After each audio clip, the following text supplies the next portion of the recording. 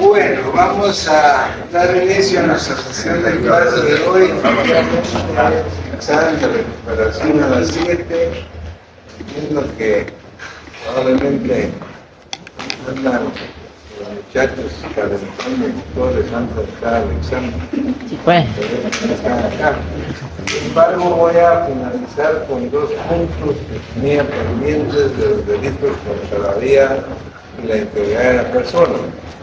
Vamos a dejar para el día martes, que es clase virtual, los delitos contra el honor. Y vamos a finalizar el día martes de punto. O sea, martes, delitos contra el honor, finalizamos y hasta ahí llega el examen primer parcial. Hasta delitos contra el honor, inclusive. Entiendo que pues, los exámenes principian el 19. El 19 se van a tener las 2 semanas de examen. Así es que la última clase la tenemos el día martes, virtual, con delitos contra el honor. Y ya después, después de los exámenes, a tratar delitos contra la libertad sexual, contra la libertad individual, y seguimos en ese orden. Pero el primer parcial lo tenemos hasta delitos contra el honor, inclusive, o sea, hasta la clase que agotemos el día martes. Eso para que ustedes estén claros hasta dónde llega el examen. Muy bien. Les decía que todavía estamos trabajando delitos contra la vida y la integridad de la persona. Los típicos delitos contra la vida no son más que los homicidios. Como típicos delitos contra la integridad de la persona no es más que las lesiones. En los homicidios el sujeto activo actúa con unos ánimos mecánicos. En las lesiones el sujeto activo actúa con un ánimo violento. Sin embargo, pues el código tiene dentro de ese gran grupo de delitos, dentro de esa familia de delitos contra la vida y la integridad de la persona, algunos otros delitos. Algunos que tienen pues mucho más relación con los delitos contra la vida y la integridad de la persona, tal es el caso como el aborto, que vimos en la sesión pasada. Ahí pues definitivamente, aunque no es lo mismo, y tiene que quedar claro, que eso me estaban preguntando en la otra sección, no es lo mismo un homicidio que un aborto. Y todo es totalmente diferente. ¿En qué sentido? El aborto es aborto, el homicidio es homicidio. Es decir, aun y cuando la legislación penal nuestra tiene dentro de los delitos contra la vida el aborto, porque hay una expectativa de vida. Una expectativa de vida que es la que protege el Estado a través del tipo penal del aborto. Esa expectativa de vida es el producto de la concepción que se da desde el momento de la fusión del óvulo con el esperma hasta el nacimiento. Ahí, durante el transcurso de ese lapso, que es lo que se denomina la preñez. La preñez principia con la concepción y finaliza con el nacimiento. Cualquier expectativa de vida, ya sea de un embrión, de un feto, de un cigote, de un huevo, o como quieran llamarle, y se trata de un delito de aborto. Entonces el delito de aborto, por eso es que está ubicado, creo, dentro de ese tipo de delitos contra la vida. Sin embargo, como les explicaba la semana anterior, hay que tomar muy en cuenta que nuestro sistema de justicia penal en cuanto al aborto está ubicado dentro de las teorías antiabolicionistas. Es decir, Guatemala castiga el aborto en cualquier momento de la preñez Y eso pues es, digamos, lo que promulgan y proponen las teorías antiabolicionistas.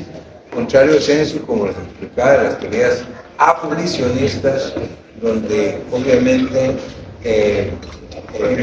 lo que pretenden es, o lo que consideran es no castigar el delito de aborto en los primeros 8 o 10 meses de semanas de que se ha dado pues, el embarazo. Nuestra legislación hace una clasificación del aborto, penándolo en cualquier situación, excepto en dos tipos, que es el aborto terapéutico, que es aquel aborto que se da cuando, para proteger la vida de la mujer, un médico decide arriesgar la vida de la expectativa de vida, valga la redundancia, y por lo menos se requiere del dictamen de otro médico con el fin de proteger la vida de la mujer. Eso, el aborto terapéutico es un aborto impune, o sea, no se castiga. Tampoco se castiga el aborto culposo y la tentativa de la mujer para llevar a cabo su propio aborto. Son los dos tipos penales que quedan exentos de responsabilidad penal. Después, todos los demás son punibles, se castigan. Desde el aborto, pues, como sin consentimiento, hasta el aborto preterintentionnal, pasando por el aborto más grave, que sería el aborto calificado. El aborto calificado se da cuando a consecuencia del aborto fallece la mujer. Ese aborto calificado. Tal vez haciendo una reflexión ahí.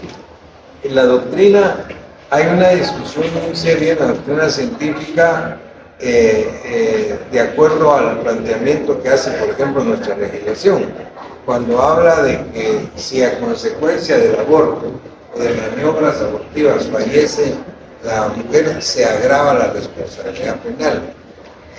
La pregunta es, ¿qué pasa si una mujer con su pleno consentimiento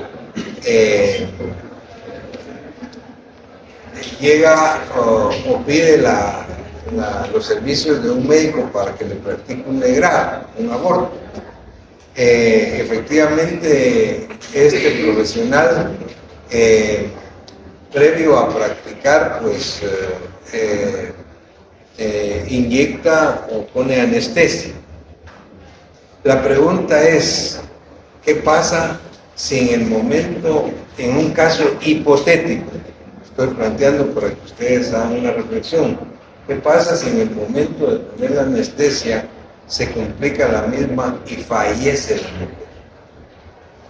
La pregunta es, ¿ahí estamos ante un aborto calificado o no?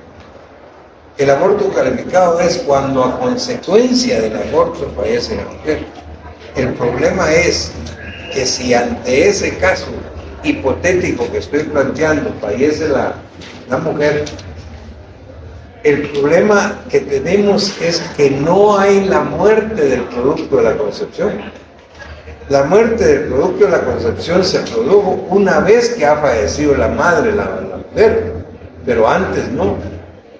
Entonces, ¿se podrá hablar de un aborto calificado? ¿O estamos frente a un tipo de homicidio? Y en todo caso, ¿qué clase de homicidio sería? Porque hasta ese momento no es a consecuencia del aborto, porque ni siquiera se ha practicado. No se ha tocado esa expectativa de vida. Pero es en los preparativos, en la cuestión anestésica que fallece la mujer. Entonces, ¿será que no estamos frente a un tipo de homicidio? Y en todo caso, ¿qué tipo de homicidio sería? Vean qué interesante es, por si se les plantea algún caso de esta naturaleza, habría que entrar a un análisis muy profundo de esto. Algunos me decían, no, en todo caso sería un homicidio culposo del médico. ¿Por qué culposo? ¿Por imprudencia? ¿Por negligencia o por impericia de él? ¿Puso mala anestesia o qué sé yo? ¿Ah? ¿Sería así? Yo creería que sí es culposo porque no existe ánimo de que él no tenía la intención de acabar con la vida de la persona. Entonces no hay dolo, se puede decir, entonces para mí sería culposo. Hay que tener mucho cuidado. Ustedes saben qué son los casos culposos. ¿Cuándo se dan los casos culposos? Derecho penal 1. Ustedes ya ganaron, ¿no? Si no, nos verán.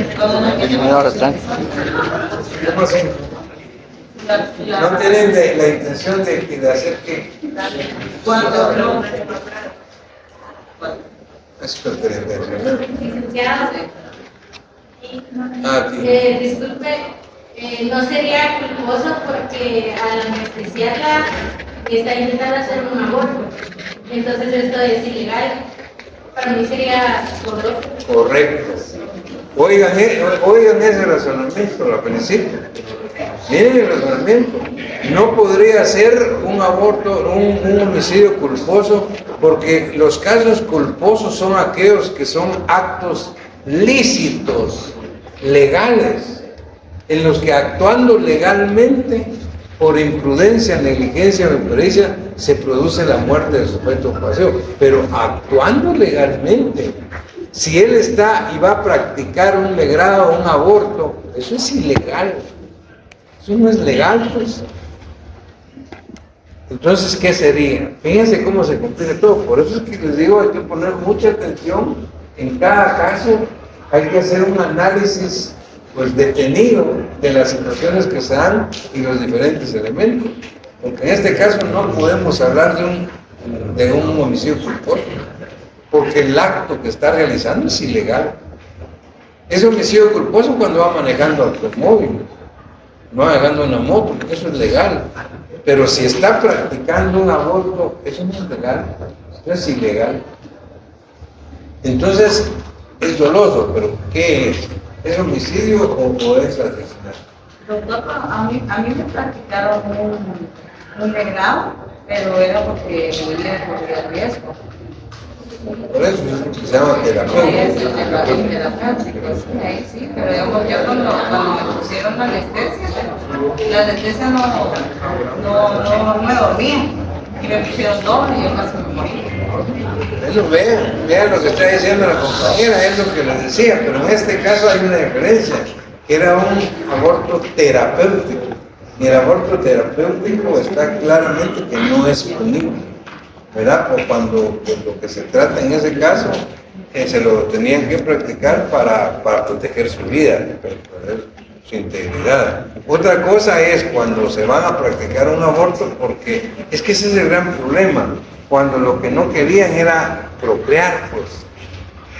Y ante no querer procrear y tener relaciones sexuales, obviamente que hay riesgos aun y cuando estén usando cualquier tipo de anticonceptivo, cualquier método puede fallar. Entonces las teorías que respaldan, digamos, abolicionistas, lo que sostienen es esto, que por qué esperar que se llegue hasta ese momento. ¿No será mejor que no se den? Es decir, y en todo caso lo que hacen ellos es, se desenvuelven en sociedades donde, como les decía, esto va más allá del derecho penal mismo. Lo que debe partirse es de toda una educación sexual. Toda una educación sexual donde la mujer esté claramente convencida de que las relaciones sexuales no son solo para tener hijos, como se creía hace 200 años. Sí, relaciones sexuales es para tener hijos, no. Con las relaciones sexuales, pues otra serie de situaciones que se pueden obtener, pero entonces al no querer hijos, obviamente están usando métodos anticonceptivos. El problema es cuando fallan. Entonces, estos países que son abolicionistas creen que el aborto, que para ellos los degrados permitidos entre las 8 y 10 semanas, son parte o son como parte de métodos contraceptivos. Y ellos ponen de ejemplo las mujeres que tienen un intrauterino como el de uno. Dicen, bueno, yo lo que el efecto que tiene, que es abortivo. Mujeres que tienen puesto, todos los meses están expulsando, están abortando. ¿Cuál es el problema? Y aún así dicen que no creen en el aborto. Pero entonces, esto va mucho más allá. O sea, pues lo que sí es cierto y estamos claros es que en nuestro país, en Guatemala, el aborto no está permitido, está dentro de las corrientes antiabolicionistas. Y los únicos dos casos son el terapéutico, que hablamos cuál es, y el aborto culposo y la tentativa de la mujer para causar su propio aborto. Esos son en todos los demás casos está penalizado. Dígame. Tengo una pregunta. En caso de que se le permitía a una mujer un aborto terapéutico, pero realizando el procedimiento ella fallece, entonces ahí sí sería un homicidio culposo. Claro, por supuesto, porque ahí sí está claro que la intención del médico no había un dolo de muerte, pues para nadie, sino que eso se produjo por imprudencia, negligencia o impericia de él, pero actuando legalmente, porque el aborto terapéutico se está actuando legalmente. Bueno, eso está claro, ahí no hay ningún problema.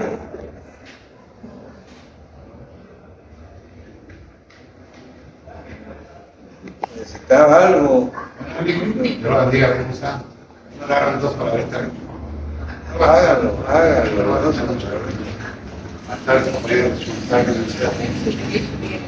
Yo lo bendiga, realmente para mí ha sido muy difícil. Sí, pero como ahorita que estoy llegando al final de esa cima de esa montaña que yo siempre he anhelado. Haber perdido la vista, muchos hubieran pensado pensar en el suicidio. Ya no sirve para nada, pero yo sí sirve. Tratar la manera de ser evolutivo en el estado que estoy no es fácil. Llevó tiempo. No te está llevando el tiempo a ti para llegar a la cima de esa montaña, de esa preparación académica, esa hora perdida que entró mi sien izquierda y a lo mejor me pongo lo derecho. Se pierden todos los bienes, pero no se ha perdido la vida. Yo no le deseo esto a nadie, compañeros. He vivido la discriminación, el desconsuelo, después de haber tenido bienes. Pero hoy en día, mi hija, gracias a Dios, que no la conocí físicamente, ya está en el 10º semestre de Derecho aquí en la San Carlos. Nadie creía en mí, ni nadie cree en ti. El que tienes que creer es tú mismo. Tienes que aprender a corregir tus errores y enmendarlos. Hoy lo que me afecta es que mi esposa tiene 23 señores trabajando. Mis medicamentos caros, ya se está llevando, yo estoy soñando con no llevarla a la máquina, yo tengo fe en Dios que lo voy a lograr, pero hay que estar comprando medicamentos. Mi hija ya está a punto casi de graduarse de abogada, y lo va a lograr. Me decía, papá, ¿qué voy a hacer? Pagando alquiler, ¿cuántas cosas? No, hija, te voy a ayudar. No importa que me desprecien, que me discriminen, pero lo voy a lograr. La discriminación existe solo en la persona que no se ama a sí misma y tú deseas apoyarla.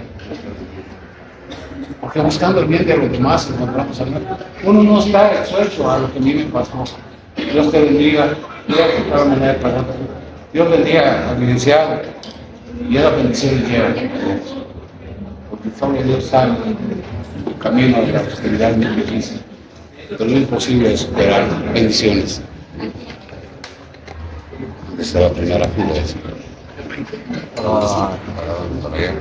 de si querés esperarte casi los compañeros te van a dar, te lo envíen. Claro. Compañeros, si alguno va a colaborar, envíelo.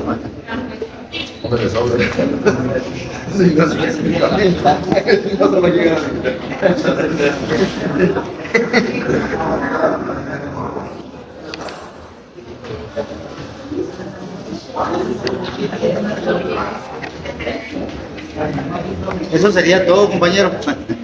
Ya, ya te enviaron todo. Todo.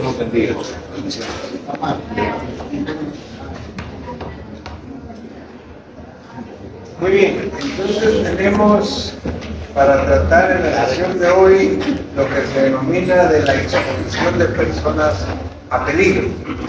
En este tipo de delitos de exposición a personas a peligro no hay un atentado contra la vida ni contra la integridad de la persona de manera directa, pero de manera indirecta podría ser.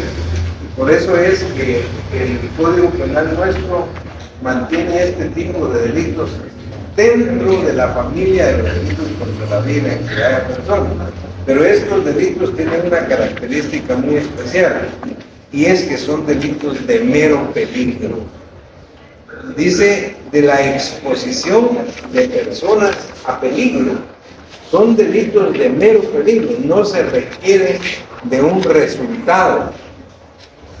Aunque finalmente puede darse un resultado como puede ser la muerte de una persona o lesiones. Pero acá lo que el derecho penal, lo que el Estado está protegiendo a través del derecho penal es de alguna manera la seguridad de una persona. Es decir, en este caso vamos a ver de menores de 10 años de edad, personas incapaces de valerse por sí mismos. Y en ese orden de ideas lo que hace es plantear tipos penales que son eminentemente de peligro, no son de resultado. Así es como el artículo 154, que se refiere al abandono de niños y personas desválidas, dice: quien abandonare a un niño menor de 10 años o a una persona incapaz de valerse por sí misma, que estuviere bajo su guarda o custodia.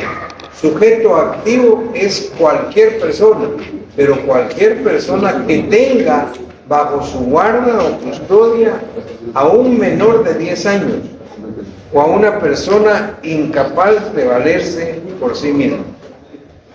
Es decir, solo con el acto de abandonar, el delito está consumado. El delito de abandono de personas, de niños y personas desválidas, es decir, con el acto de abandonar. Ahora, ¿qué pasa si a consecuencia de ese abandono se produce la muerte de la persona?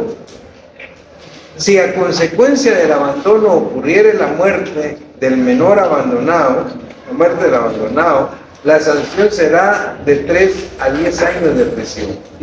Si solo hubiere puesto en peligro la vida del mismo o le hayan producido lesiones, la sanción será de 3 meses a 5 años. O sea, ¿qué pasa cuando a consecuencia del abandono ocurriere la muerte del abandonado? Pero oigan esto podría complicarse también en la práctica forense. Un sujeto que tiene bajo su guarda, bajo su patria potestad, a un niño menor de 10 años, 6 años, por ejemplo, y lo abandona en la calle, por X o Y motivo. El niño de 6 años no sabe para dónde agarrar, para dónde ir, empieza a caminar, y cuando va caminando por la calle, lo atropella un carro y se muere. Lo atropella un carro y se muere. ¿Ante qué delito o delitos estamos y quién es el responsable?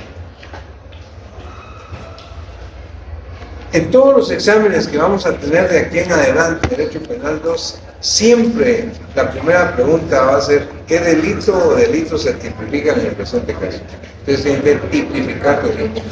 Ya están preparados para tipificar. En este caso, ¿qué delitos se tipifican? ¿Quién es el responsable?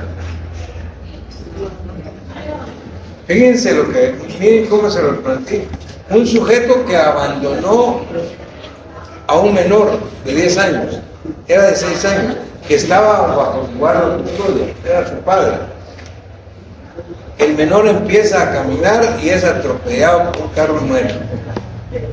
Hay un abandono por estado efectivo y agravado porque como consecuencia se dé la muerte del niño. ¿Ah? ¿Sí?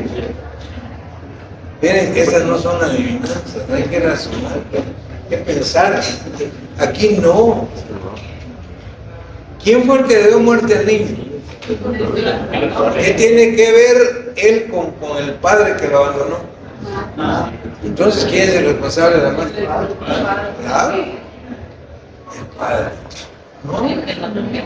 Claro, el responsable del homicidio culposo va a ser el conductor del vehículo. Él es el responsable. Ahora, ¿cómo queda la responsabilidad del padre? Por abandono. ¿Pero cómo queda? ¿No? Abandono, pero una responsabilidad por abandono agravada. No sé. Cuando los casos que uno va manejando y el niño se cruza o uno va manejando en su país y a la velocidad adecuada,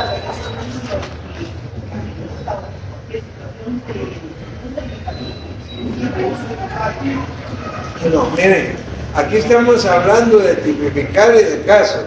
Si usted quiere hablar de culpabilidad procesalmente hablando, eso lo van a ver, esa es otra cosa. Es cuando es procesal penal. Por ejemplo, usted va conduciendo, va en su carril, va a 10 kilómetros por hora, va bien, está bien, y un niño pues va tras una pelota y uno se da cuenta y lo atropella. Si usted prueba y demuestra la situación que me está diciendo, eso es un caso fortuito, puro accidente. Usted iba con todas las precauciones del caso, pero desafortunadamente se dio esto.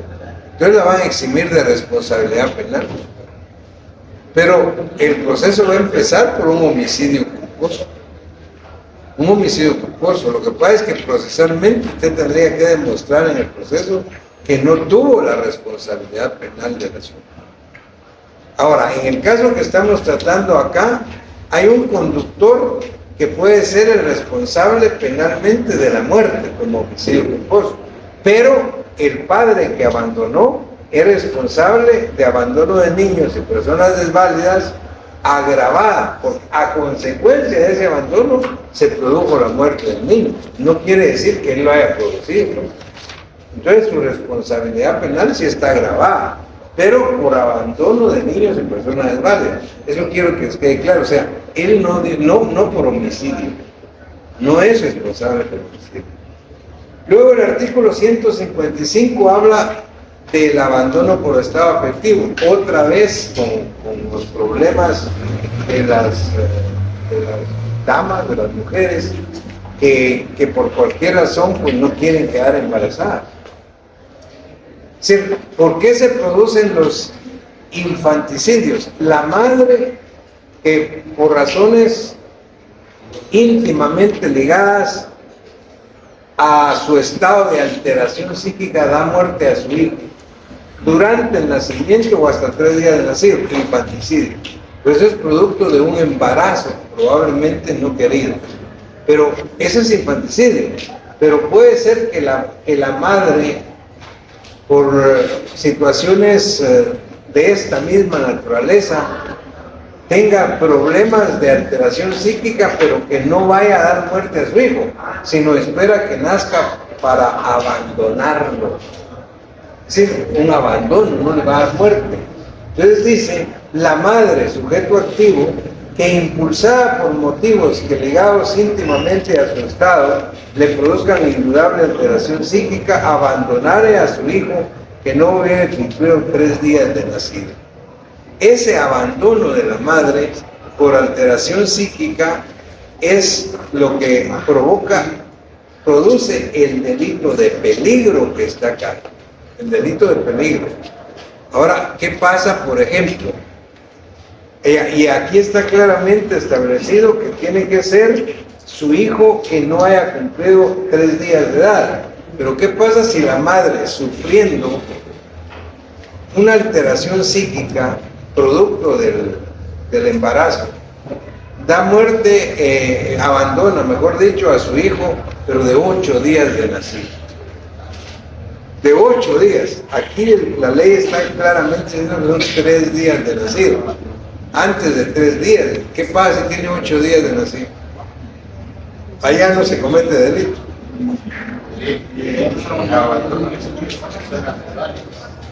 Es del 354, efectivamente. Ahí no se tipifica el abandono por estado afectivo, el de la madre, aunque fuera la madre y aún cuando estuviera sufriendo alteración psíquica, pero efectivamente ahí se tipificaría el abandono de niños y personas desválidas del artículo 150. Es decir, porque viene y abandona a su hijo, pero ahí es el abandono. ¿Qué pasa si la madre pues no tiene la intención de darle muerte a su hijo? Sencillamente ella no lo puede tener, no pretendía tenerlo, copiar, pero se dio. Entonces dispone cuando nace inmediatamente ir a dejar a la puerta de una casa donde sabe que son personas que tienen pues muchas posibilidades económicas, pero que no tienen familia, no tienen hijos, y lo deja ahí. Y lo deja pues bien cubierto en una cesta. Pero lo que no sabe es que esta gente está de vacaciones y regresan en un mes y a los 3 días fallece el niño. ¿Qué hay?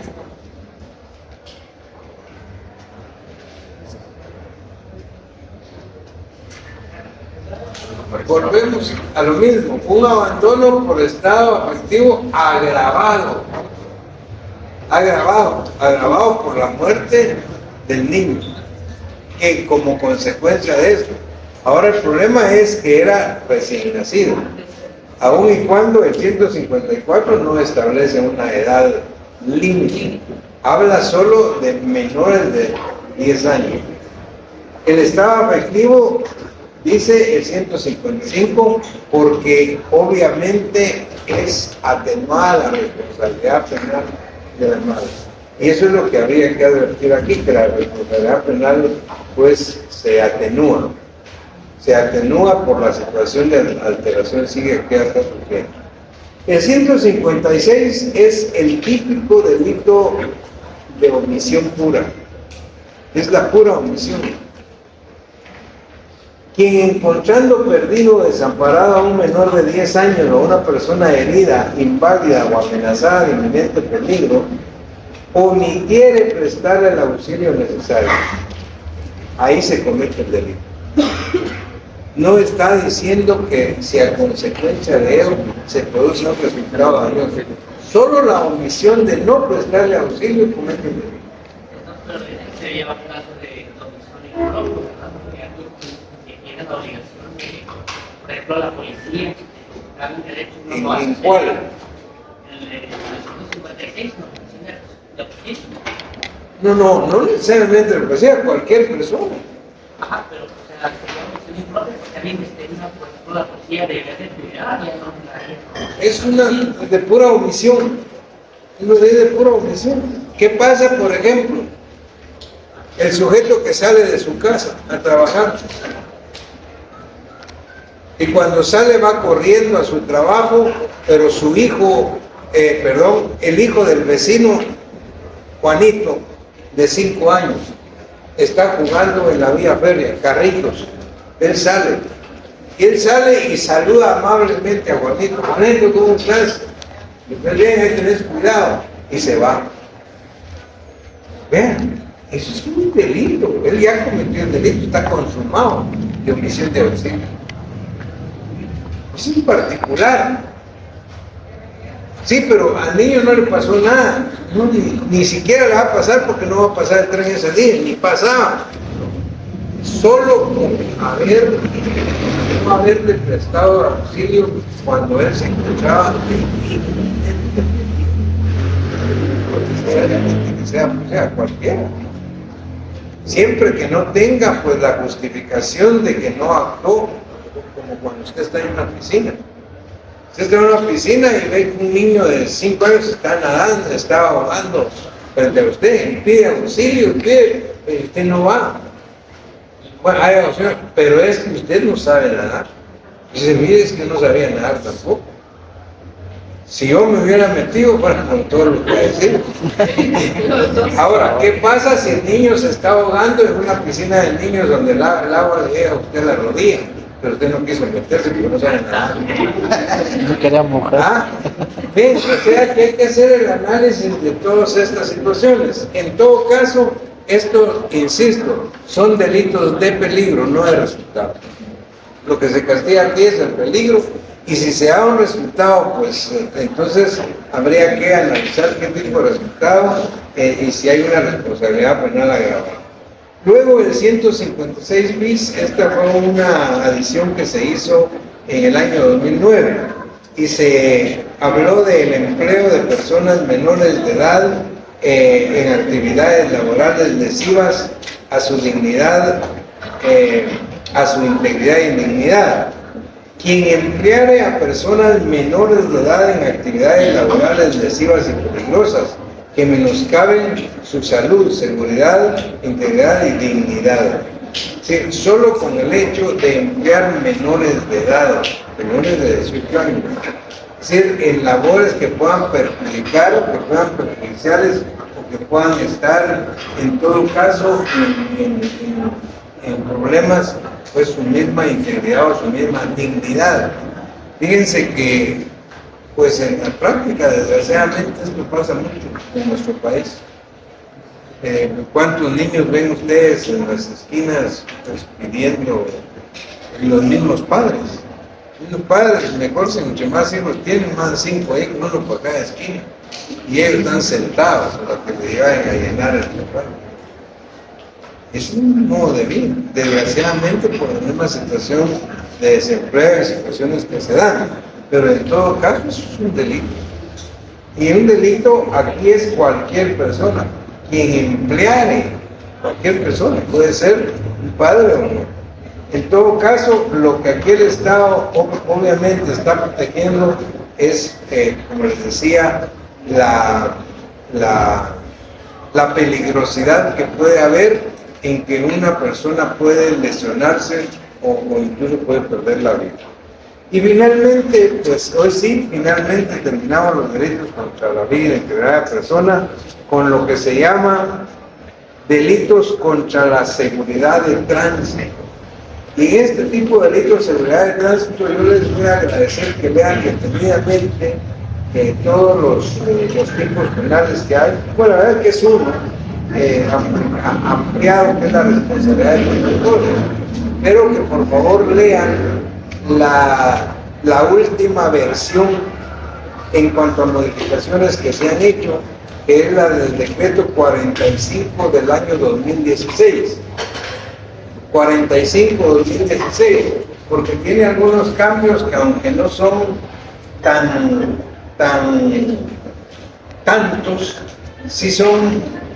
sí hay variables que vale la pena mencionar.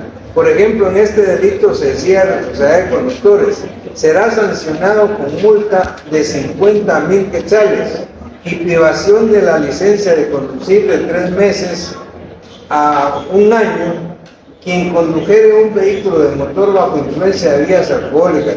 Ahora se habla en la modificación, quien condujere un vehículo de motor en estado de ebriedad.